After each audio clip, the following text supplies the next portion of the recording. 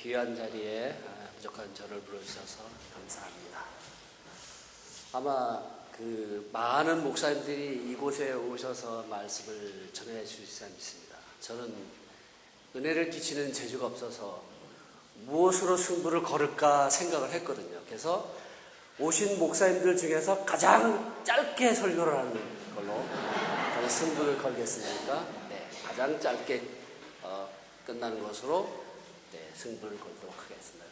그래서 혹시 우리 권사님이나 장로님들 중에서 그래도 외부에서 강사 목사님 온다니까 기도를 받았으면 좋겠다 하고 마음이 드신 분 혹시 있으신가요? 권사님이나 장로님 중에서 혹시 없으신가요? 지금 드신 분도 없고요. 그러면 저쪽에 잠옷실에 목소리 들리죠? 잠옷실 목소리 들리나요? 안 들려요? 네, 오늘 참가한 우리 아기 중에서 가장 어린 아이를 가지고 오신 어머니 혹시 제가 죄송합니다. 데리고 온 어머니 제가 기도해도 될까요? 우리 가장 어린 자녀를 데리고 온 어머니.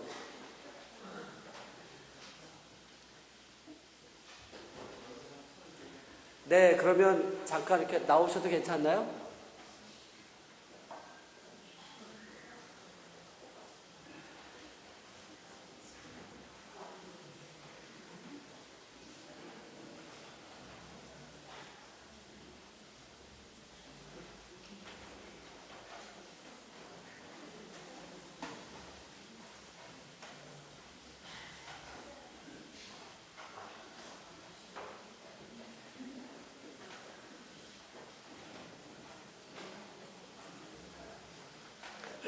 네, 감사합니다.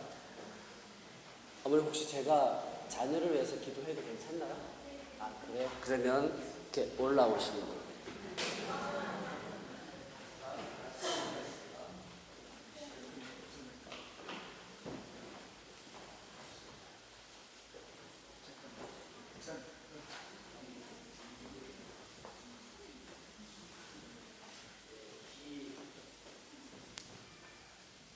기훈이를 위해서 다 같이 축복 기도하고 말씀 전하도록 하겠습니다. 기훈아, 기훈 미안해. 하나님, 우리 사랑하는 귀한 자녀 기훈이를 위해서 기도합니다. 하나님께서 이 세상에 선물을 주셨으니 하나님의 말씀 안에서 노릇노릇 자라게 하여 주옵소서. 하나님, 이 머리를 위해서 기도합니다. 세상에 악한 것에 머리 숙이지 않게 하시고 우상에 머리 숙이지 않게 하시고 오로지 하나님께만 머리 숙이는 귀한 아들 되게 하여 주시옵소서. 하나님 뇌를 축복합니다. 하나님 뇌가 잘 발달돼서 성경 말씀도 잘 깨닫게 하시고 세상의 학문도 잘 익혀서 아버지 하나님의 귀한 일꾼으로 살 수 있도록 축복하여 주시옵소서. 하나님 눈을 축복합니다. 하나님 세상에 더러운 것, 추한 것 보지 않게 하시고 아름다운 것, 하나님께서 만드신 아름다운 자연들, 또 선한 것들만 볼 수 있도록 축복하여 주시옵소서. 하나님 귀를 축복합니다. 악한 말들, 더러운 말, 추한 말, 남을 비난하는 말 듣지 않게 하시고 아름다운 말, 귀한 말, 축복의 말씀만 들을 수 있도록 우리 아버지 하나님 기운을 축복하여 주시옵소서. 하나님 입술을 축복합니다. 한 입에서 찬송과 저주가 난다고 하였사오니 아버지 하나님 더러운 말, 추한 말, 나쁜 말 입에서 나오지 않게 하시고 오로지 축복의 말씀, 남을 세워주는 말, 남을 높이는 말, 격려하는 말만 입술에서 나오게 하여 주시옵소서. 하나님 우리 사랑한 기훈이의 손을 축복합니다. 하나님의 손길을 통해서 남의 것을 빼앗기지 않게 하시고 남의 것을 움켜쥐지 않게 하시고 내 것을 나눠주고 내 것을 베푸는 귀한 손길이 될 수 있도록 축복하여 주시옵소서. 우리 사랑한 기훈이의 오장육부를 축복합니다. 하나님께서 오장육부를 지으셨사오니 오장육부가 정상적으로 기능이 정상적으로 활동되게 하시고 무엇보다도 소화대장계를 축복해 주셔서 음식을 먹고 마실 때마다 소화 잘 될 수 있도록 축복하여 주옵소서. 하나님, 이 귀한 발을 축복합니다. 이 발이 악한 것 쫓지 않게 하시고 선한 것, 하나님의 말씀만 쫓아갈 수 있도록 축복하여 주옵소서. 또 무엇보다도 이 발을 통해서 세계 만방에 하나님의 말씀을 전하는 귀한 발 되게 하여 주옵소서. 하나님, 이 가정도 축복해 주셔서 이 자녀를 통해서 하나님의 아름다움이, 하나님의 사랑이 매일매일 넘쳐날 수 있도록 축복하여 주시옵소서. 감사하며 우리 구주 예수 그리스도의 이름으로 기도합니다.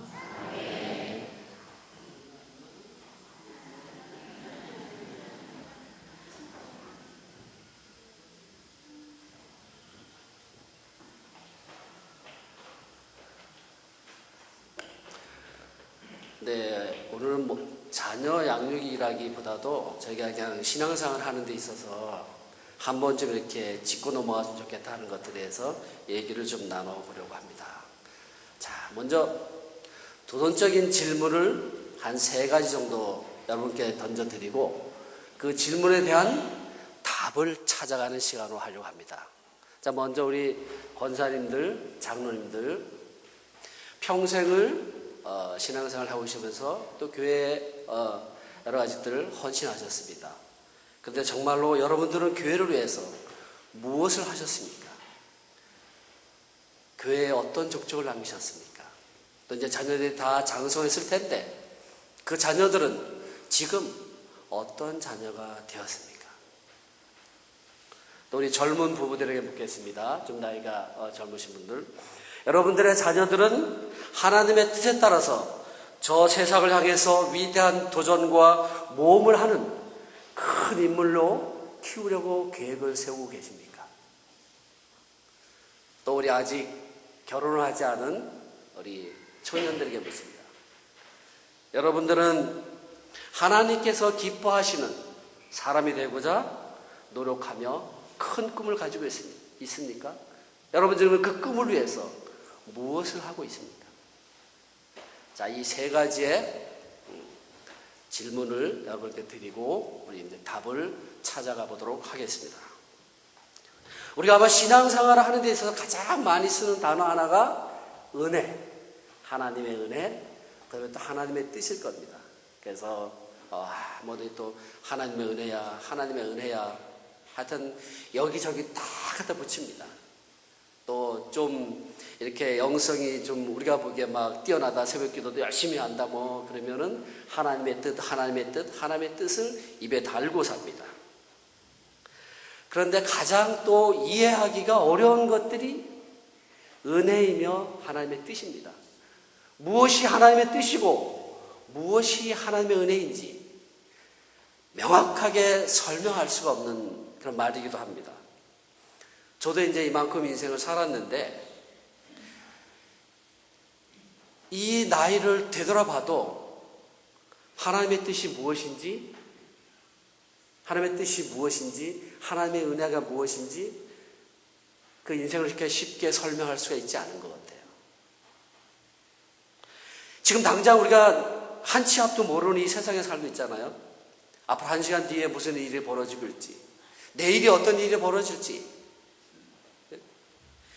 우리가 이런 그 5분 뒤에 일어날 일도 알지 못하면서 어떻게 천지 만물을 창조하시고 과거와 현재와 미래를 움직이시는 하나님의 뜻을 안다고 할 수 있을까? 이런 생각을 해봅니다. 우리 장로님이나 권사님은 어떠셨어요? 젊어서 마음먹은 대로 다 지금 그것이 이루어졌습니까? 젊어서 품었던 꿈들이 지금 다 그것들이 현실이 되었나요? 저도 그렇지만 아침에 일어나면 내가 이런 여자하고 결혼할 거라는 건 상상해 본 적도 없습니다. 아마 우리 권사님들도 내가 저런 영감탱이하고 결혼할 줄은 상상할, 젊었을 때 20살 나이 때 아마 그랬을까? 그죠? 아마 그런 생각도 들 거라 생각이 듭니다. 저도 목사가 되리라고는 눈꼽만큼도 생각해 본 적이 없습니다. 저는 젊어서 꿈이 세계적으로 유명한 소설가가 되거나 아니면 깊은 산 속에서 하고 있는 고승이 되는 게 제가 꿈이었거든요. 그래서 전국에 있는 깊은 고찰들은 정말 많이 찾아봤어요. 근데 뜬금없이 제가 목사가 됐단 말이에요. 목사 안수를 받을 때도 적어도 내가 목사가 되고 나면 이 정도 크기의 교회에서는 목회를 할 줄 알았어요. 근데 몇 명 안 되는 조금만 세게 하면 침이 얼굴에 그냥 받는 이런 교회에서 제가 목회를 하리라고 상상해 본 적도 없습니다. 제가 그 어린이 성경을 1998년도에 쓰기 시작해서 지난주에 이제 마무리를 했는데 12권을 마무리했는데 꼬박 20년이 걸렸거든요. 제가 이걸 쓰면서 아내에게 그랬어요. 야, 걱정 마. 이 책만 마무리되면 당신 이제 고생 끝이야. 부산 앞바다에 고깃배가 들어오는 거야. 나만 믿어. 그랬는데 안타깝게도 자칫하면 제가 쫓겨나게 생겼어요. 한 푼 쥐어줄 게 없어요. 20년이 걸릴 거라고는 상상도 못 해봤습니다. 그러니까 제가 돌아보니까 꿈꾸고 하고 싶었던 일들은 이루어진 게 하나도 없어요. 내 마음대로 이루어진 게 하나도 없어요. 그렇다고 제가 인생을 잘못 산 겁니까? 제가 뭐 큰 죄를 지었겠습니까? 하나님께서는 그렇다면 저처럼 이렇게 평범하고 별볼이 넘은 인생은 거들떠보지도 않는 것인지, 아니 제가 유명한 소설가가 되어서 돈을 많이 벌어서 나 혼자 먹고 살겠다는 것도 아니고 이 사람 저 사람 펑펑 나눠주겠다고 얘기한 거거든요. 그거 좋은 일이잖아요. 근데 고승이 되겠다고 한 것은 썩 좋은 일이 아닌 것 같습니다. 하나님이 그걸 막아주시는 참 잘한 것 같아요. 제가 머리도 깎았었거든요, 스스로. 스스로 옛날에 그 바리깡 아시죠? 바리깡으로 이렇게 깎았거든요. 근데 저 같은 사람은 이렇게 좀 큰 교회에서 목회를 하면 안 됩니까? 아마 여러분도 느끼셨겠지만 제가 딱 올라오는 순간 참 잘생겼다 이런 생각 드셨죠? 머리는 좀 빠졌지만 정말 지금까지 온 강사 목사님 중에서 최고다! 아마 이 생각 하셨을 것 같아요. 그죠? 제가 인물이 빠집니까? 안 빠지잖아요. 공부도 참 많이 했어요. 공부도 많이 해가지고 이렇게 돗배기도 다 이렇게 쓰고 있잖아요. 근데 하나님은 이처럼 잘난 저를 갖다가 왜 달이면 월말이 다가오면은 통장에 잔고 때문에 걱정을 하고, 어디서 좀 더 10원이라도 더 없을까 걱정을 하고, 고지서를 낼 때마다 이렇게 근심 걱정을 하는 이런 참 보잘것없는 목사로 만들었는지 저도 참 이해가 안 갑니다. 여러분들이 보셔도 제가 좀 부티나게 생기지 않았습니까? 그죠? 장로님은 저보다 훨씬 더 부티나게 생기셨습니다. 아멘. 그러면 제가 하나님의 뜻을 잘 모르고 하나님의 뜻을 따르지 않아서 오늘날 이 모양 이 꼴로 살고 있는 걸까요? 하나님은 왜 제게 물질의 복을 주시지 않고 20년이나 넘게 찬 탈을 탁 맨날 끌고 가게 하시는 걸까? 제가 정말로 뭘 그렇게 잘못한 것인가? 제가 이제 교회를 처음 나갔는데 그때 목사님이 그러시더라고요. 하나님은 당신의 인생에서 큰 계획을 가지고 계신다. 당신은 이 세상에 할 일이 있어서 하나님께서 당신을 태어나게 하셨다는 거예요. 그러니까 하나님은 당신의 큰 목적과 계획을 가지고 이 땅에 태어나게 하셨다는 거예요. 근데 그렇게 벌써 30년이 넘게 흘렀는데 도대체 내 목적과 계획은 언제 이루어질까? 제가 이제는 뭔가 제가 큰 밀꾼이 되어도 힘이 없어서 못할 것 같아요. 근데 아직까지는 뭔가 될 것 같은 기분이 잘 안 보여요. 이력서를 쓰려고 하면 사실은 몇 자 쓸 게 없어요. 근데 저만 그런 게 아니에요. 제가 27살 먹은 딸 하나와 25살 먹은 아들 하나 있습니다. 근데 이것들도 그래요. 27살 먹은 것들은 이제 열심히 해서 대학을 졸업해서 직장을 다니거든요. 하여튼 2년 다녔는데, 그럼 이제 시집을 가야 되잖아요. 시집을 가서 쑥풍쑥풍 애를 낳아가지고, 이 땅이 됐으면 할아버지, 그래야 되는데, 우리 시골에 가면요, 우리 친구들은 장가를 일찍 가서 다 초등학교 다니거든요. 근데 얘는 시집갈 생각을 안 하는 거예요. 매주 내가 시집을 가서 종자를 생산하라고 얘기를 하면은, 아빠는 청산해야 될 적발 세력이라는 거야. 지금이 어느 시대인데 그렇게 시집 장가를 빨리빨리 가라는 거야, 이게 도대체가. 그럼 우리가 종자를 생산하지 않고 어떻게 대를 이어가냐, 이게. 네? 그리고 돈을 벌면 저도 월급을 타면 적어도 매달 그래도 얼마 정도를 저렇게 갖다 바칠 줄 알았거든요.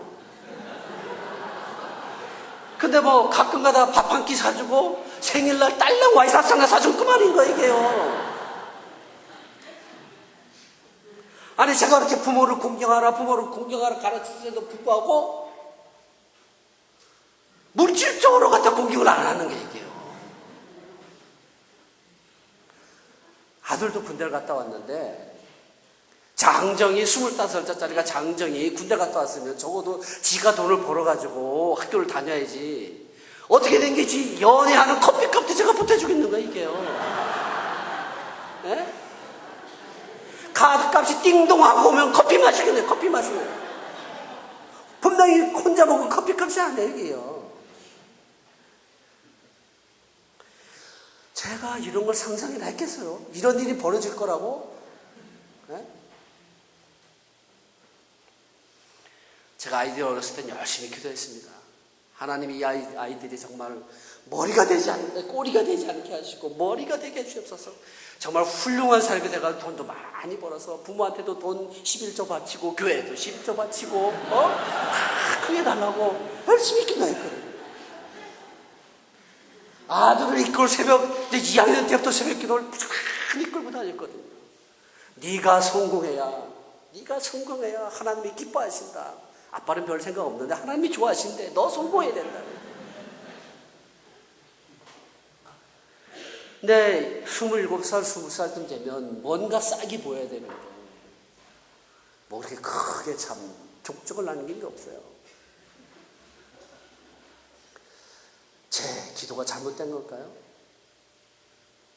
근데 아마 여러분도 아시겠지만 그 해마다 연초가 되면 가족들이 삥 둘러앉아서 기도 제목을 나누잖아요. 올해 저도 기도 제목을 나눴습니다. 저는 하나님 올해 그래도 머리카락이 좀 하나 덜 빠지게 해주세요. 제 아내는 하나님 올해도 저 남편이 나한테 눈이 멀어서 오로지 나만 바라보게 해주세요. 이거 기도 제목이에요. 근데 우리 딸내미는 뭐냐니까, 아빠 나는 요즘에 가다 보니까 막걸리가 신품종이 엄청나게 나왔대요. 그래서 그 막걸리 맛을 좀 다 봤으면 좋겠대.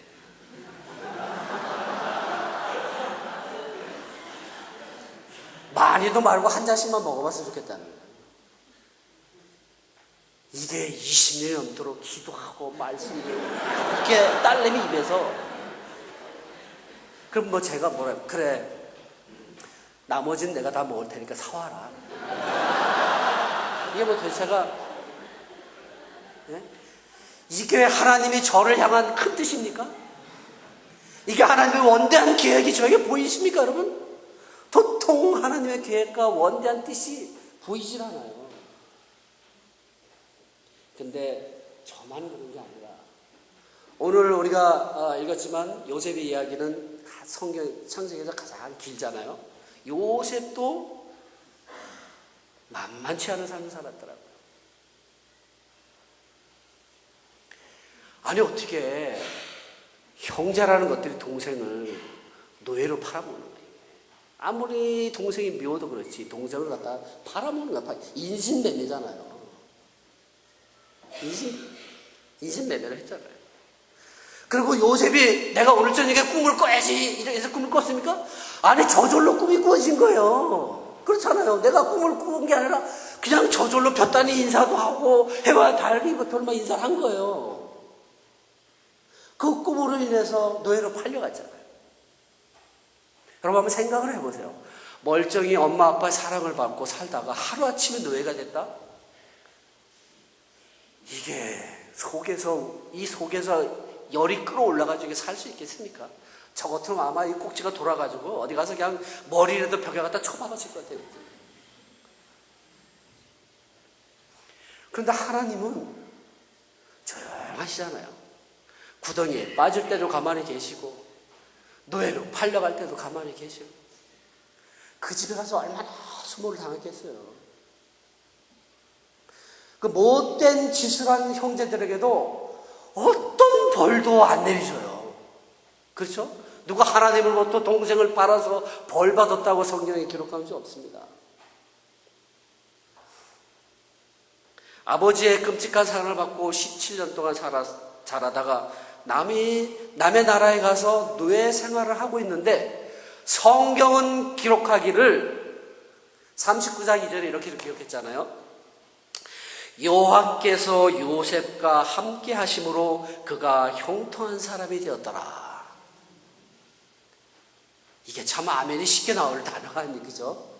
아니 내가 지금 노예의 삶을 살고 있는데 하나님이 함께 하시고 있다는 거예요. 더구나 주인의 아내가 요셉을 유혹하잖아요. 근데 저도 아마 자칫하면 홀딱 넘어갔을 것 같아요. 근데 요셉은 딱 자르잖아요. 안 돼. 하나님 앞에서 난 죄를 질 수 없어. 이거 대단한 사건입니다. 부끄러운 얘기지만 여기에 걸려 넘어지는 사람들이 많잖아요. 이 교회 안에도 수없이 우리나라 교회도 많이 있잖아요. 유혹함에 넘어지는 사람. 근데 요셉은 그 피 끓는 청춘이 그걸 거부했다는 거예요. 그럼 하나님께서 야, 너 요셉 대단하다. 해도 요셉 하는 그런데 감옥으로 보내셔. 더 깊은 감옥으로 보내셔. 감옥으로 보내시면서 또 하시는 말씀이 여호와께서 요셉과 함께 하심으로 그가 형통하다 그러세요. 하나님의 뜻이 감옥에서 가는 것입니다. 노예로 팔려가는 것입니다. 성경 말씀으로 잘 알 수 없어요. 우리는 이제 성경의 결말을 잘 알고 있으니까 맞아, 조금만 참으면 총리가 될 거야. 총리가 될 거지만 결말을 모른다 한번 생각을 해보세요. 요셉의 인생 끝났어. 기관팔자다. 기관팔자. 이게 이런 말씀이거든요. 하나님을 그렇게 열심히 믿고 11조도 그렇게 열심히 잘하고 새벽기도 열심히 하고 그저 때마다 금식하고 기도했음에도 불구하고 사업에 부도가 나요. 그렇게 자식을 위해서 기도했음에도 불구하고 대학에 실패를 하는 거예요. 그렇게 얘가 1등을 했으면 좋겠는데 머리털이 빠지도록 붙들고 기도했는데 맨날 성적은 꼴찌가 되는 거예요. 이게요. 그런데도 하나님이 나와 함께 하신다고 고백할 수 있겠습니까? 저는 못해요. 여러분은 하실 것 같아요. 근데 저는 못합니다. 저는 그런 믿으면 안 됩니다. 요셉이 감옥에서 관원장에게 꿈을 풀어주잖아요. 참 얼마나 대단한 일이에요. 그런데도 2년을 더 살았어요. 보너스로. 차라리 꿈을 풀이 안 했으면 2년을 더 안 살았을 것 같아. 이게 그런 얘기예요. 박 집사님이 너무너무 어려워서 옆집에 살고 있는 김 집사님이 돈을 수천만 원을 빌려줘가지고 가게를 시작했는데 가게가 대박이 났어. 근데 대박이 나는 동시에 박 집사님이 쫄딱 망했어. 끼니가 걱정스러워. 근데 2년이 지나도록 김 집사님이 옆집에 살면서 라면 하나 안 갖다 줬다는 거예요. 이게 인간입니까? 이 술 맡는 관원장이 인간도 아니 이거는. 그런 은혜를 입었으면 바로 책가닥 가가지고 요셉을 쫙 꺼내 가야지. 2년 동안 싹 잊어버리잖아요. 샷하면 탁 되잖아요. 그러면 요셉이 비록 애굽으로 팔려갔지만 총리가 되었으니까 잘 되었다. 혹시 우리 이렇게 생각하시나요? 그래서 많은 사람들이 요셉을 본거라고 얘기를 합니다. 이제 곧 여러분 성경학교에 가장 많이 등장하는 사람이 요셉입니다. 왜냐하면 요셉 같은 꿈을 품고 총리가 되자 많이 나오잖아요. 우리나라의 총리는 주소만 제대로 갖다 놓으면 돼. 뭘 그렇게 신경 씁니까? 주소 이전만 제대로 하면 총리 다 합니다. 신경 쓰지 마세요.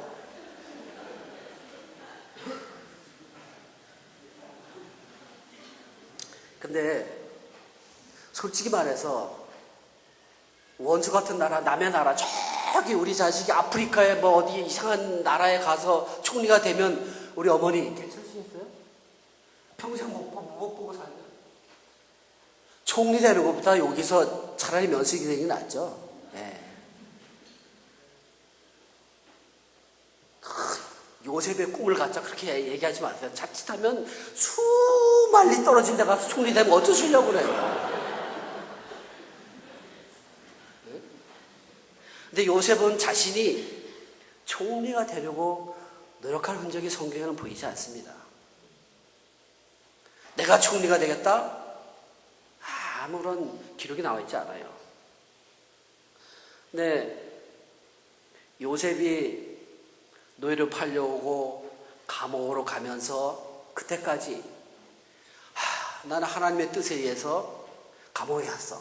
이런 말도 없습니다. 나는 하나님의 은혜를 입은 자다. 이런 말도 없어요. 어떤 요셉이 최초의 고백은 언제입니까?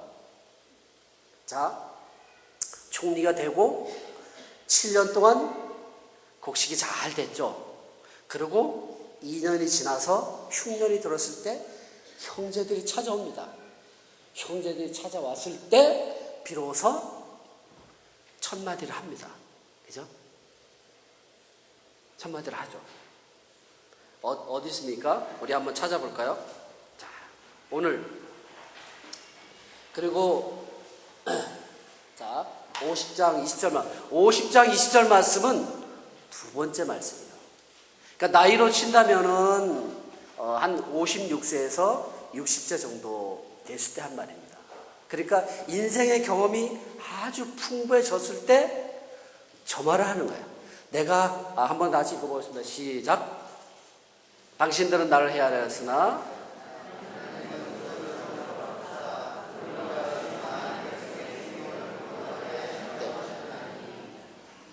아버지가 돌아가시고 형제들이 와서 우리를 좀 살려달라고 그러니까 그때서 비로소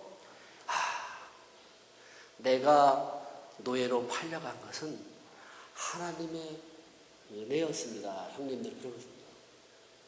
그때 비로소 그런 고백을 합니다. 아마 그런 고백을 하기까지 요셉의 가슴은 많이 타들어갔을 것이야. 저런 죽일 놈들 저거 그냥 한방 댐에 쳐서 없애버릴까? 그런 생각을 했을지도 몰라요.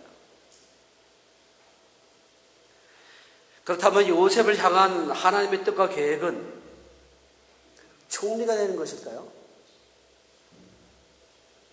하나님의 요셉을 향한 하나님의 계획은 요셉이 총리가 되는 걸까요? 애굽에서 총리가 된 것은 요셉이 성공한 걸까요? 네? 요셉이 성공한 걸까요? 총리가 됐으니까. 우리는 요셉이 총리라는 직함에 초점을 맞춰봐서는 안 됩니다. 총리가 중요한 것은 아니거든요. 총리가 목적이 아닙니다. 그렇죠? 우리 인생에서 그렇다면 하나님의 뜻대로 산다는 것은 무엇인가요?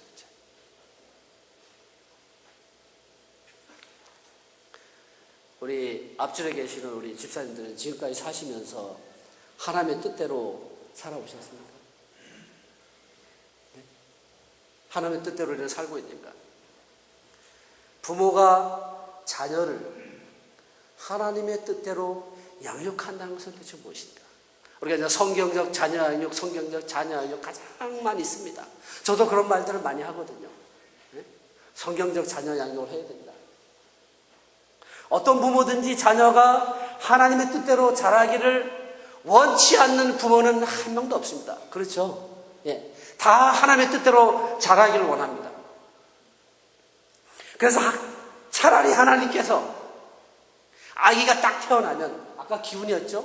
기훈아, 너는 앞으로 네가 이 땅에 태어난 것은 저기 동부지검장이 되는 것이 네 목적이고 뜻이야.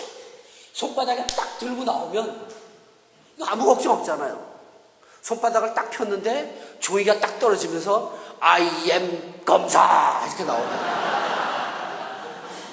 I am teacher. 아무 걱정 없어요.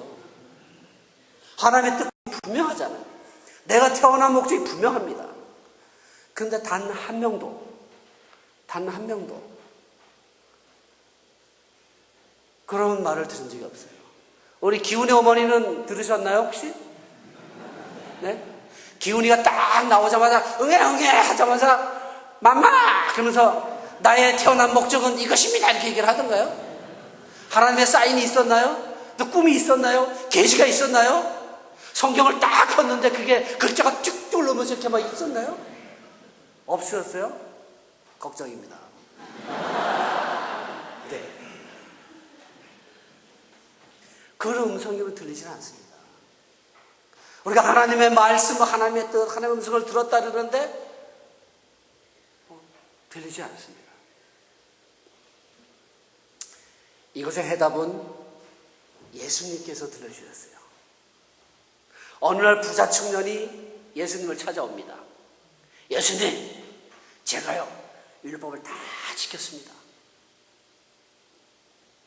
영생을 위해서 내가 더 이상 할 것이 무엇이 있겠습니까? 이것은 더 이상 할 것이 없다는 것을 당신이 말해달라고 온 거예요. 뭘 구하라고 온 게 아니라 나는 더 이상 지킬 것이 없다. 그 예수님이 뭐라 하셨죠? 딱 한마디 했잖아. 네가 가진 거 팔아서 그냥 나눠 써 그랬었잖아요. 율법을 지켰다고 말하지 말고 네 주머니 속에 있는 거 꺼내서 다른 사람 줘라 이 얘기하셨어요. 예수님이 부자 청년에게 하신 말씀이 요셉이 가졌던 생각과 동일합니다. 바로 보디발의 아내가 유혹했을 때 내가 어찌 하나님 앞에서 죄를 지을 수 있겠습니까? 하잖아요. 코람데오 들어보셨죠? 하나님 앞에서 하나님 면전에서 어찌 내가 죄를 지을 보이지 않는 하나님 앞에서 나는 죄를 지을 수 없다는 그 말과 동일합니다. 사도 바울도 이 말씀을 수없이 성경 속에서 반복하고 있습니다. 우리가 잘 알고 있는 골로새서 2장 3장 23절 말씀 외우고 있죠. 무슨 일을 하든지 마음을 다하여 죽게 하듯 하고 누구에게 하듯 말라? 사람에게 하듯 하지 말라 하셨어요. 무슨 말씀입니까? 대통령이 하는 일을 하든 장관이 일을 하든 또는 저기 가서 커피 내리는 일을 하든 하나님께 하듯이 하라는 거거든요. 빌립보서 4절 말씀에 잘 알고 계시죠? 주 안에서 항상 기뻐하라. 항상 기도하라. 범사에 감사하라. 항상 범사는 뭘까요? 환경과 여건과 내가 가진 것과 그 사람이 가진 권력과 그 사람이 가진 재능과 그 사람이 가진 그 실력과 다 무시하고 기뻐하고 감사하고 기도하라는 거예요. 환경이 떨어졌을 때는 기도하고 돈이 부족할 때는 기도하고 내 환경이 열렸을 때는 감사하는 것이 아니라 환경과 형편에 상관없이 늘 감사하고 늘 기뻐하라는 말씀이에요. 그러니까 먹을 것이 있든지 먹을 것이 없든지 하나님의 말씀에 순종하라는 것이 곧 하나님의 뜻입니다.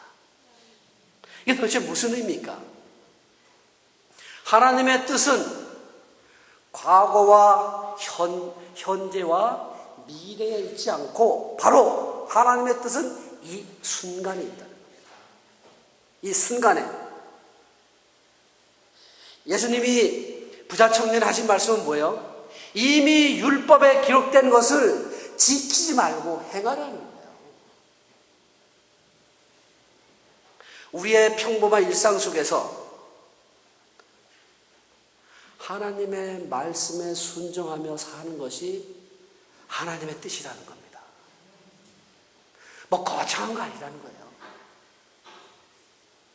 날마다 우리 일상을 보면 얼마나 일상들이 반복됩니까? 아침에 일어나서 제가 아시겠지만 제가 집에서 그 아내 대신 살림을 한 15년 했거든요. 모르셨죠? 15년 동안 같은 방바닥을 닦고 또 닦고 닦고 또 닦고 닦고 그러잖아요. 우리 여기 주부님이 다 그러시잖아요. 장롱을 하나 사면 그거 떨어질 때까지 같이 맨날 그거 닦고 있잖아요. 그렇죠?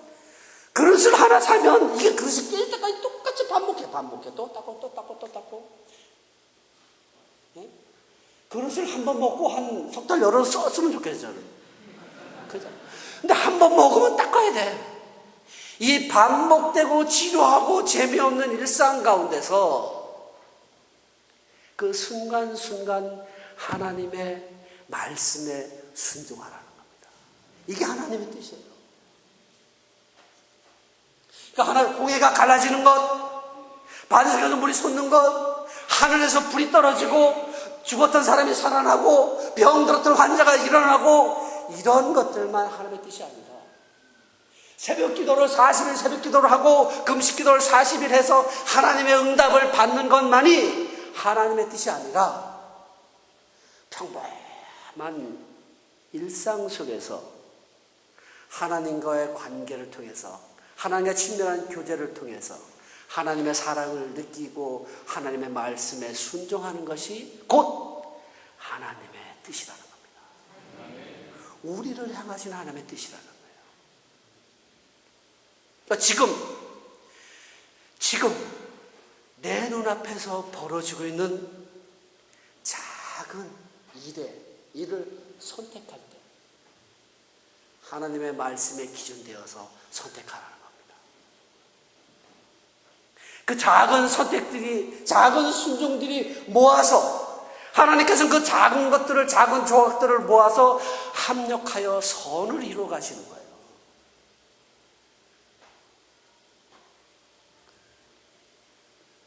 예수님께서 말씀하셨잖아요. 확실하게 말씀하셨습니다. 마태복음 6장 33절에 우리가 다 알고 있습니다. 너희는 먼저 그 나라와 의를 구하라. 그리하면 이 모든 것들을 너희에게 더하리라 그러셨잖아요. 우리가 무슨 일을 할지라도 어떤 선택을 할지라도 하나님이 우선되어야 한다는 겁니다. 우리가 무슨 일을 하는 것은 중요하지 않는 거예요. 어떤 선택을 하는 것은 중요하지 않은 겁니다.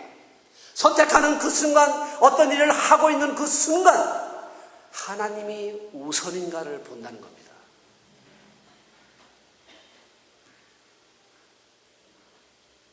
저는 생각해 봅니다. 왜 저를 사도 바울 같은 그런 제자로 저를 만들지 않으셨을까? 제가 기도할 때마다 영어 성적이 10점, 20점씩 올라가고 수학이 20점, 30점 올라가면 저도 이것보다 훨씬 더 큰 교회질 수 있거든요. 왜 하나님은 그렇게 저한테 능력을 안 주셨을까? 기도할 때마다 사업이 빵빵 터지고 기도할 때마다 11조가 빡 떠나게 보라면요, 여기 전부 다 빡빡하게 서 있어야 돼요. 왜 저를 이렇게 별 볼 일 없는 평범한 인생으로 저를 만드셨을까? 요셉을 다시 돌아봅니다. 하나님께서는 요셉과 함께 하시면서 요셉이 하나님을 위해서 무엇을 하는 것을 원치 않으셨어요. 요셉이 무슨 일을 열심히 했기 때문에 요셉에게 복을 준 것이 아니라는 겁니다. 요셉이 뭔가를 열심히 했기 때문에 하나님이 그와 함께 하신 것이 아니라는 거예요. 만약에 우리가 무엇을 하는 것으로 하나님의 은혜를 입을 수 있고 우리가 무엇을 하는 것으로 가는 것으로 하나님의 뜻을 드러낼 수 있다면 저는 결단코 천국 가서 짜장면 배달도 못할 것이에요. 속도가 3분밖에 안 되는데 제가 뭐 한 일이 있겠습니까? 장관도 안 됐고 뭔가 된 것이 없는데 사람이 무언가 이룩한 것으로 하나님의 은혜를 입는다 생각하면 저는 아주 비루한 인생입니다.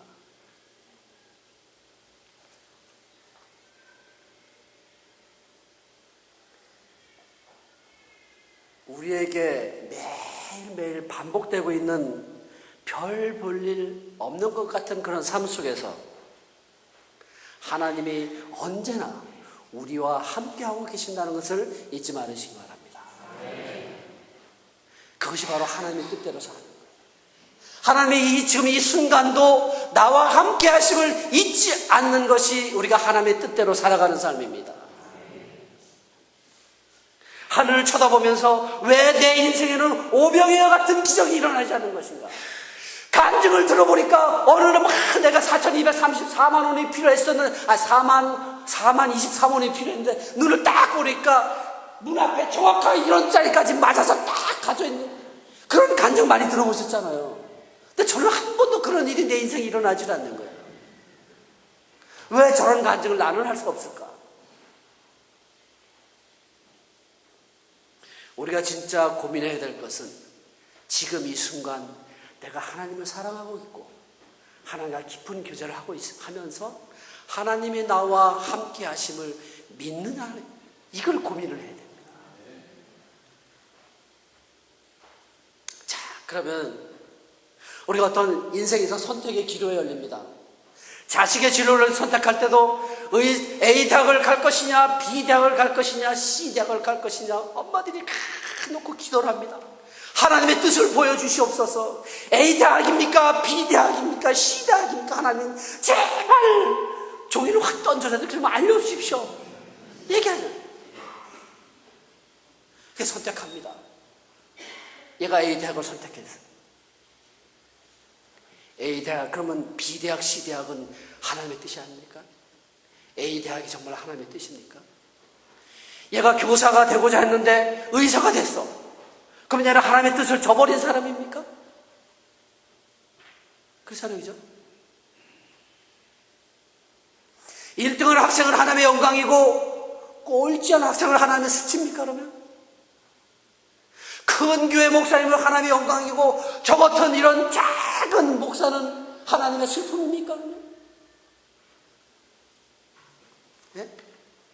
좋은 회사, 우리 청년들 좋은 회사 간 친구들은 하나님의 영광이고 가문의 영광이고 별보리로 중소부에 간 취직한 청년들은 하나님의 그러면 쪽팔림입니까? 이게 뭐예요?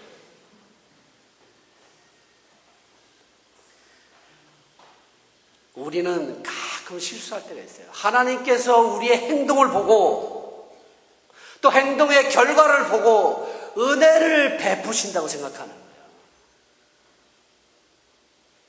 하나님은 그렇지 않습니다. 행동의 결과에 따라서 하나님의 복을 주시고 복을 내리지 않고 큰 은혜를 베푸는 것이 아니라는 겁니다.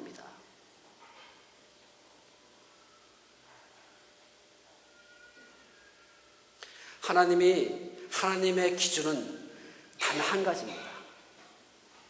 하나님의 기준은 단 한 가지예요. 우리가 이 세상에 살면서 하나님을 얼마만큼 사랑하면서 살고 있느냐는 거예요. 우리가 하나님 앞에 섰을 때 하나님의 기준은 단 한 가지일 겁니다. 내가 너를 저 세상으로 보냈는데 저 세상에 가서 나를 어떻게 사랑하고 살았느냐, 이거 하나만 물어보실 거예요. 우리의 직업이 무엇이었느냐, 너의 재산이 무엇이었냐, 학력이 무엇인가를 절대로 묻지 않으시고 네가 이 세상에서 어떻게 나를 사랑하면서 살았느냐를 물어보실 거예요. 하나님의 사랑 확증, 내가 하나님을 사랑하고 있음, 우리가 하나님을 사랑하고 있음, 이거 하나만 하나님께서 눈여겨보실 겁니다. 그래서 우리는 결단해야 됩니다. 지금 이 순간 하나님의 뜻대로 자녀를 양육하시기를 원하신다면 지금 이 순간 자녀를 안고 기도해야 됩니다. 지금 이 순간 자녀를 안고 하나님의 말씀을 가르쳐야 됩니다. 지금 이 순간 자녀를 안고 예배 자리로 나와야 됩니다.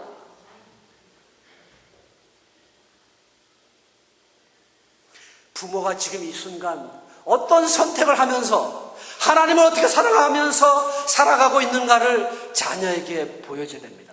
부모의 성공을 보여주는 것이 아니라, 부모의 재산을 보여주는 것이 아니라, 부모의 학력을 보여주는 것이 아니라, 어떻게 순간순간 하나님을 사랑하면서 살고 있는가를 보여주는 것이 곧 하나님의 자녀를 양육하는 방법이에요.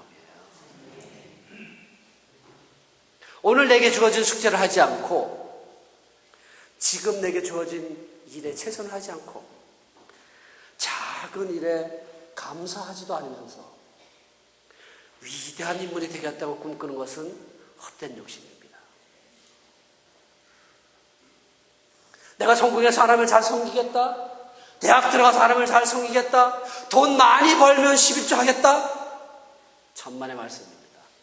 10원이 있을 때 11조 하지 못하면 1000만 원이 생겨도 11조 하지 못합니다. 그죠? 지금 바로 주를 섬기지 않으면 시간이 남아도 주를 섬기지 못합니다.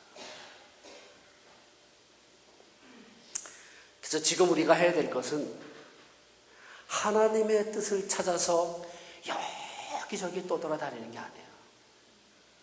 이미 계시된 하나님의 말씀을 어떻게 순종하며 살 것인가를 찾는 겁니다.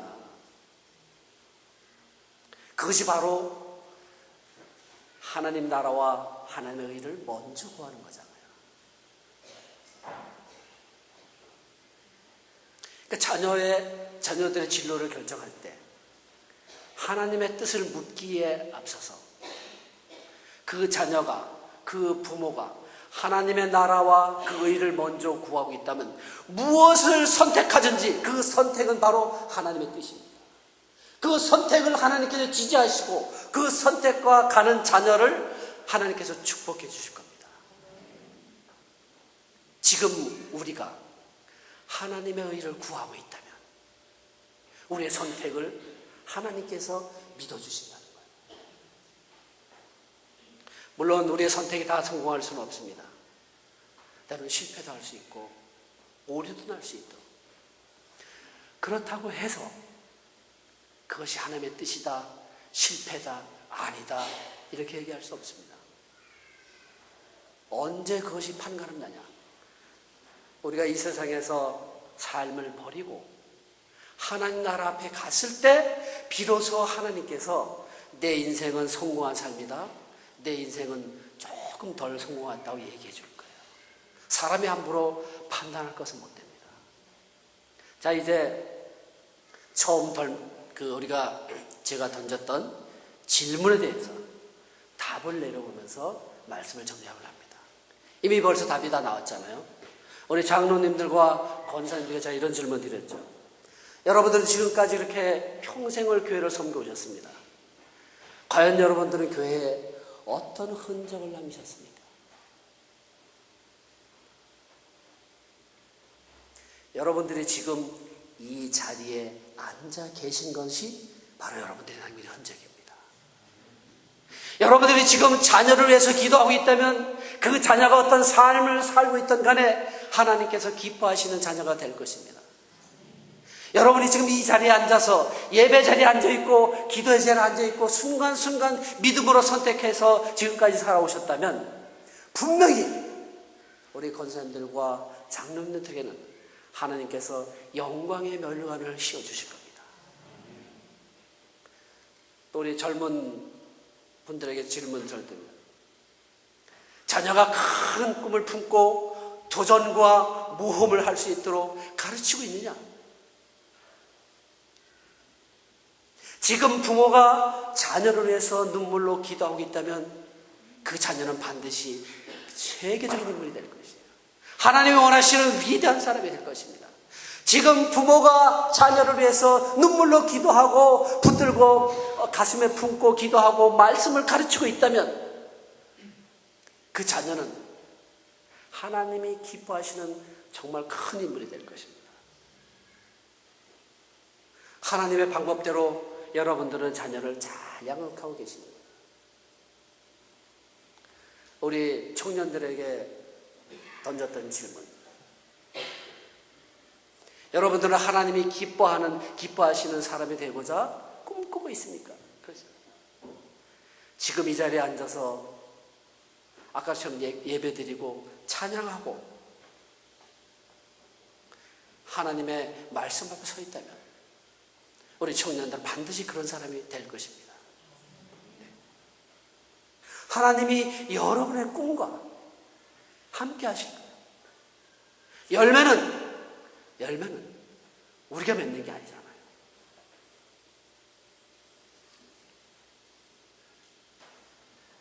자녀들에게 무엇이 되라고 가르치기 전에 먼저 그 나라와 그 의를 구하라고 가르쳐야 됩니다.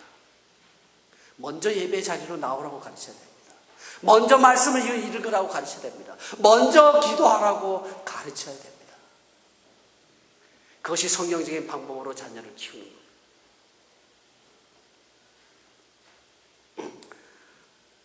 아시다시피 저는 참 별볼 없는 그런 작은 목회자들의 한 명. 가진 것도 없습니다. 그러나 저는 소망합니다. 하나님께서 제게 주신 딸과 아들이 통일 한국의 큰 일꾼이 될 것이라고 저는 믿습니다. 모세와처럼 여호수아 같은 인물이 될 것이라고 저는 매 주마다 우리 딸과 아들에게 말해주고 있습니다.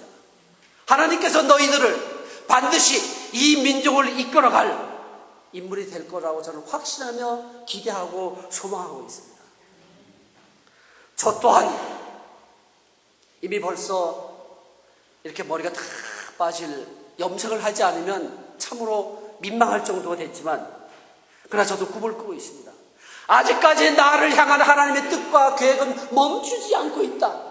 나는 아직도 꿈꿀 수 있다. 나는 아직도 하나님의 큰 꿈을 향해서 달려나갈 힘이 있다고 저는 믿고 있습니다. 그리고 그 꿈과 그런 하나님의 계획이 반드시 이루어질 거라고 저는 믿고 있습니다. 사랑하는 성도 여러분, 매 순간순간 하나님의 말씀을 순종하는 삶이야말로 하나님의 뜻대로 사는 우리 하나님의 백성들입니다.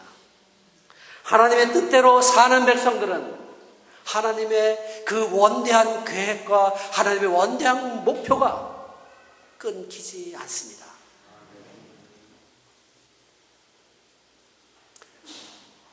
우리 소망교회에 속한 어린 자녀들, 저 자녀들이